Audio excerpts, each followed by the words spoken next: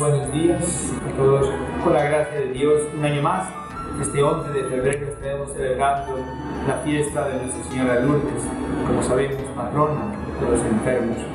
Y en esta iglesia, como es tradición de Guadalupe, aquí en la bella isla de Cozumel, tendremos la misa con los enfermos, la misa con unción de los sagrados óleos y enfermos para aquellos que lo necesiten.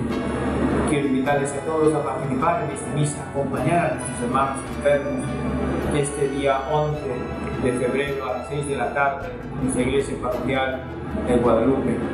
Y unámonos con ellos que sufren, ellos que son la parte más amada. El Papa Juan Pablo II siempre nos decía que los enfermos, los ancianos y los niños son la parte más amada de la iglesia, porque con su dolor, con su sufrimiento nos purifican, nos ganan gracias para todos.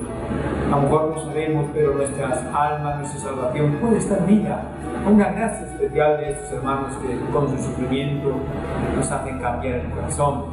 Con su sufrimiento pueden ganar las gracias de Dios para la conversión de tantos hombres, de tantas personas que a lo mejor están alejados de Dios. El dolor siempre acerca a Dios, es una realidad, nos hace ver la debilidad de nuestra carne humana, nos hace ver que muchas veces estamos en manos de Dios, que no todo lo podemos resolver, que la ciencia sí podrá resolver algunos misterios, pero nunca llegar a resolver el misterio del hombre, el misterio de la vida, de la muerte, del dolor.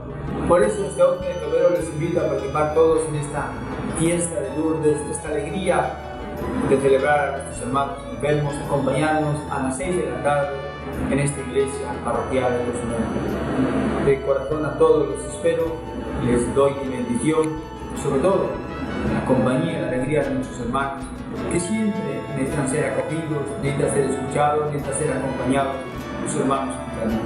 Esta es nuestra iglesia, familia en Cristo, familia en la iglesia, que es lo que proclamamos como lema de esta iglesia, y aquí a todos les esperamos.